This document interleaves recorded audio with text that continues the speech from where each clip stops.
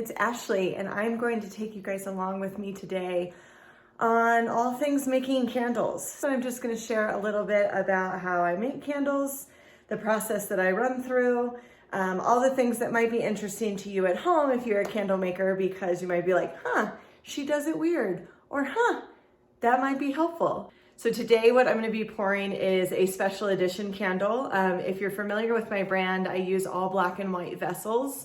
And for Valentine's Day, I added in a pink vessel, which went over really, really well. And I had ordered this sage green color, which I am just so excited about. It's super pretty. I have a rubber band on there because this one was a little off with the wick. If you don't know, I use rubber bands for all of my wick centering tools because I'm on a budget. My point being is that I wanted to do a cannabis. I don't know why, but I love the smell of cannabis from Wood & Wick Co. So I am gonna make a cannabis one for 420. I don't even smoke, but you know, here I am, I'm doing it. And then also, I'm making a custom order today. I have a local realtor that is interested in creating boxes with us. So I'm going to be pouring those scents specifically for her. And then I just have a few odds and ends that I have to restock. So I actually went ahead and already wicked most of these, because if you see here in the back, I have my Presto pots warming up the wax, so they should be ready. I just added a second Presto pot. So I'll talk about that a little bit later, and why I did that and I didn't go a different route. Because there was logic in my brain about it, but now I'm wondering if I should have just gone with the DigiBoiler. I don't know. Just trying to figure it out. So I'm gonna take you guys along with me. So just a little bit about the setup that I have. Ignore my mess behind all of these things and within. But over here I have on the left-hand side, I've got my vessels that I'm gonna pour and everything that's already wicked. I will label them here down on the cardboard, just so I know which scent is what, especially for the black and white ones. Those get a little hard to keep track of.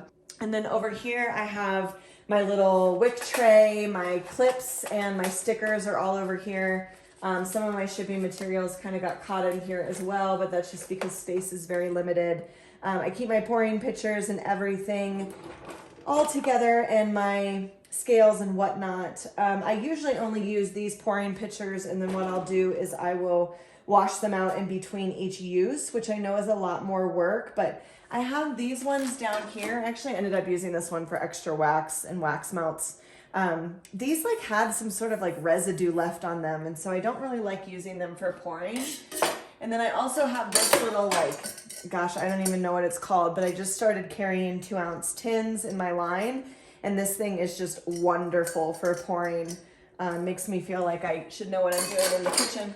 And then I have this thermometer, which I actually use the most. I find that this is a lot more accurate than this, whatever this one is. I found that these vary so much, and so I've just gotten in the habit of using this one.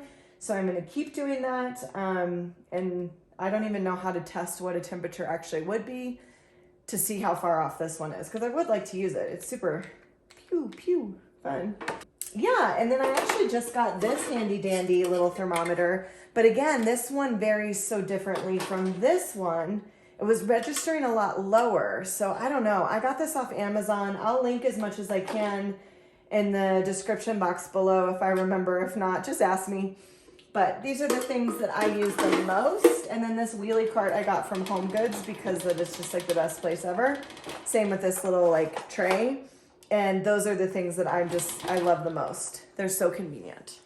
Okay guys, so then I have my Presto pots over here. I got these on Etsy. I think they're 15 pound, but I find that it's a bit shy of that because if I have to put in about 2.5 slabs of wax. I use virgin coconut soy. So they've been coming in 5-pound slabs, but I know Wood & Wick has recently changed that. They have these like mega slabs, which I don't understand what the change up is, but I'm here for it. So the 5-pound slabs are really nice because I can put 2.5 slabs in each one of these, and they pour about, I don't know.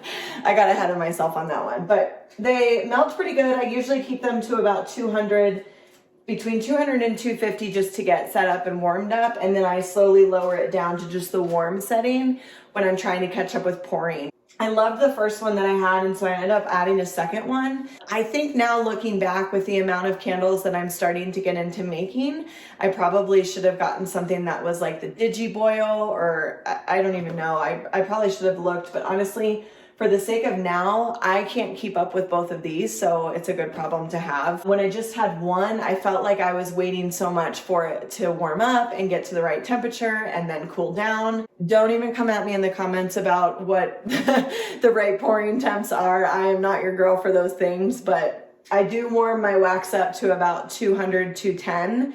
And then I usually pour, for me and my candles, I usually pour around 180, 185. I have no idea why it needs to go up that high, and I have no idea why it works for me, but it does, so I'm not going to test it. And then I keep my bowls and everything over here. These are what I use to pour my scents in. And yeah, so today I'm gonna be pouring cannabis and agarwood. Ooh, again, I'm not your girl for that stuff, but its top notes are cantaloupe, marijuana leaf. Middle notes are marijuana and hemp leaves. Not sure how that differentiates from marijuana leaf, and then the base is musk, amber, and eastern cedar. I worked at a dispensary for a few months, and I have no idea what the difference between all of the hemp, marijuana, and marijuana leaves, but I know that this smells really good. It has a pretty good throw for me. And yeah, it's all the benefits without getting high, depending on how you look at it. So I did want to share a little bit with you guys in regards to something that I just cleaned up off the table. Was a private label that I did. I have another video based on wholesale and private label, but private label basically means that you're doing a custom label for the customer, and maybe they allow you to keep your name on there on the main label or not. My customer did. She was kind enough to still promote my business, but this is a private label, meaning that it is not my brand. It's still my product. So same thing. I did a custom scent for them. And then you just keep your information on the bottom. So that's really important. But I wanted to share this with you guys because I see a lot of these questions come up of like wholesale and private label opportunities. And sometimes you don't even know what to call them, which is totally fine. Sometimes it's called white label too. And this one is rose and patchouli amber. It's so good. So I just wanted to share that with you guys because this was one that I had just cleaned up today and labeled, and they just look so pretty. And it's for a local floral company that I absolutely love. Okay, so another thing that I wanted to share, I feel like a reporter. So another thing I wanted to share with you guys is I kind of do like a lineup of everything that I need to pour for the day. Because the wicks vary for every scent that I offer, even though I'm using the same vessels, I just do a little quick reminder of what type of wood wick I need to put in there, and then the percentage of the oil fragrance. So I'm usually around 8 to 9% on all of my things. So I just kind of have like my little menu roster. It might not make sense to you, but makes sense to me. And yeah, and then I have a little custom order down here that I need to fill. Basically, this is what I need to get done for the day. I wanted to show you guys, I set up my little tray here in my scale so that when I pour from the Presto pot and then I mix in the fragrance oil, I've got that. Also, if you guys don't, I highly recommend getting one of these. When I first started and I was like making 200 candles in a day for my launch and everything like that, I would feel like crap at the end of the day, like just very exhausted, almost kind of like I had the flu. And I saw in someone else's video, I think it was like Memory Box Candles or something. She's really good about sharing what she uses. And she showed one of these bad boys, and let me just show you. Oh wow. And it's like when these chemicals are being heated to such temperatures, we need to take all measures. But this is something that makes me feel so much better at the end of the day. Like I might be tired, but I might not feel like absolute shit, which is important. So I highly recommend getting one of these. I got it off of Amazon with these little cute little pink filters. Yeah, these cute little pink filters, so y'all should get one. So I picked a great day to record because our coffee machine is cleaning itself. So it's very loud and the gurgling is not coming from me, it's coming from that.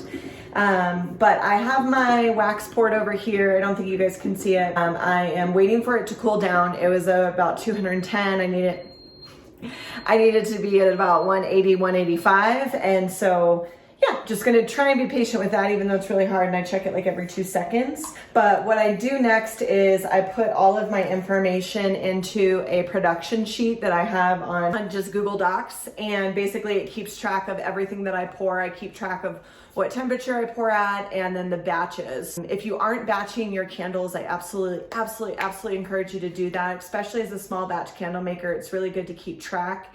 I keep track of the day that I pour, the day that they're ready, and then I give them a batch number. The most I'll usually pour is about 10 to 15 candles in a batch. So even though I'm pouring like 20 of these cannabis today, I'll give them each separate batch numbers, 10 and 10, just so if there is a problem when it goes to the customer, I'm able to kind of whittle it down a little bit and then maybe check in with the other people that got that one as well. So, and that's easy because I put it on the warning label. So if they have a problem, they flip it over and they tell me, oh, it's batch number 112, blah, blah, blah. So I keep all of the notes in my computer here on this Excel file, and I just keep track of, again, the wick that I use, the batch number, the pour temps, the vendor that I got the wax from, because I've really had to source through different places, and that's kind of stressed me out a little bit, especially because I just got a 55-pound virgin coconut soy order from Wooden Wick, and the consistency of the wick or the wax felt a little off, like a little too soft. So my OCD and worry brain and analysis paralysis is telling me that there might be something off, and I always have this fear that I'm getting the wrong wax. I really just need to stop because it's energy that I can't control. I have to use the wax anyway. I don't really know where I was going with that. So let me, yeah, so, yeah, I don't know. I think that was it. So another thing that I do while I am waiting for the wax to cool down and the rest of the wax to melt and all of the things to come together synergistically is I'll answer emails. So that's why I keep my computer down here, just to try and multitask. I'm getting ready to host a yoga retreat coming up in June with my yoga company, Yoga Zo. So I'm just trying to get everyone's reservations organized. So even though it's pouring day, in this downtime, I try and be productive, or I just go sit on the couch and watch Schitt's Creek. Totally normal too. So don't think that you're over undershooting what you're doing while you're multitasking or not in between pouring. Just a little tidbit.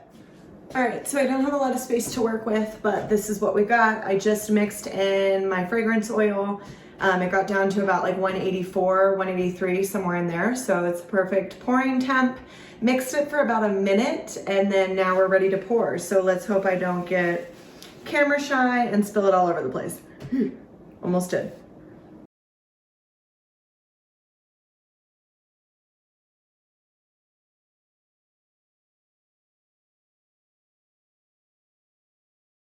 Okay, so I know that some people weigh out their pours.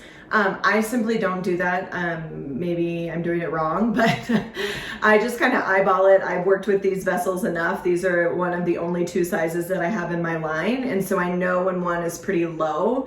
I think these vessels can even hold up to 13 ounces. I do 12, and then if I over pour a little bit, I usually put in like an extra ounce or something like that of wax. So if I pour over a little bit, then someone just gets a little extra lucky, but do as I say, maybe not as I do.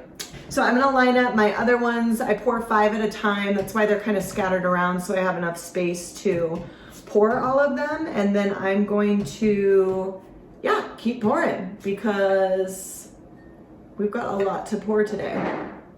Also, I line up my wicks all in the same way, so it's easy to trim them. I don't know.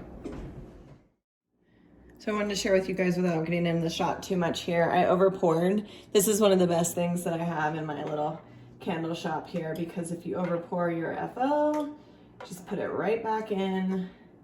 Nobody gets hurt, but that precious FO, you can't over pour. All right, so, and then I just clean it out. I have a little hot water spout right here, which is just wonderful. So I clean it out this way, but if you have like a little like pot boiler or something, or boil hot water, I don't know, this just works for me. If you're upgrading your kitchen, get one of these. This thing is amazing. Also, I just want to show you guys, look at my little sprouts. That's from my wildflower seed dust cover paper. Chef's kiss.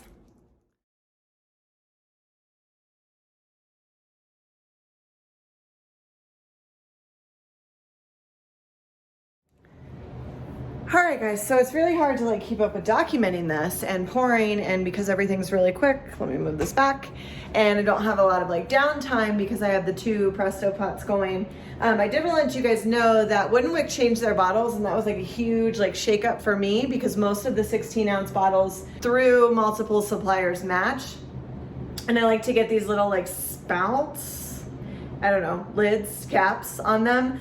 So someone mentioned in one of the groups about these. I will try and remember to link it below as well, but these are so nice for pouring, so it gets a bit more precise and you don't waste things and have to do the eyedropper method that I had to do all the time before. I'm gonna pour this. Its wax is about ready. I'm gonna mix, and then pour some more candles. Here's a little heads up. It takes forever. I might have to like cut the top off so it's not so thin of a stream, because it's gonna take me a while here to get to 9% fragrance for 12 tins, but it's better than spilling it all over the place and making a mess and losing some on the bottle. I feel like I'm like oddly like milking a cow. I should probably edit that out.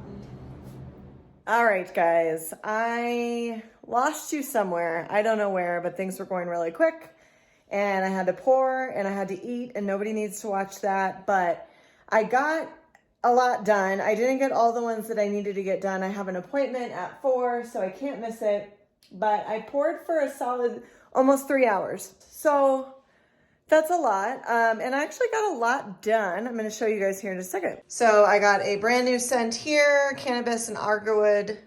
Again, don't really know how to say that. I did a little test or two because I really enjoy the scent and I just want to have it. These are all of a custom order here. These big Aura vessels. Got a little drunk there on that one. And then this is part of that custom order as well, and some extras for me to sell at any upcoming events or markets. I have these little dark rose that I needed to just fill in, and then I have this last one that I'm still waiting for the wax to cool a little bit before I pour it. So all in all, that's a pretty good day. I even had so much room for more, look at that.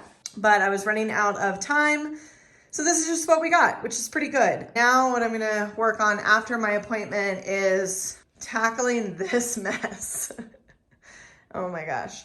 There's one last thing that I wanted to show you guys. This is an air purifier. It gets so stinky up in here. And so I got this one. I will link it. Sorry, this is really bad footage, but I got this one off Amazon. I think it was like 70 bucks. It's pretty powerful. Like I can actually feel a little bit of a draft. It tells you like when the filter's done, whatnot. But this I have in the room every time I pour, and I absolutely hope that it's working. I trust that it's working, but I would recommend you guys get some sort of air purifier, and that just kind of helps not be choking for the rest of the night on these scents, but also hopefully peace of mind. Makes me feel a little better.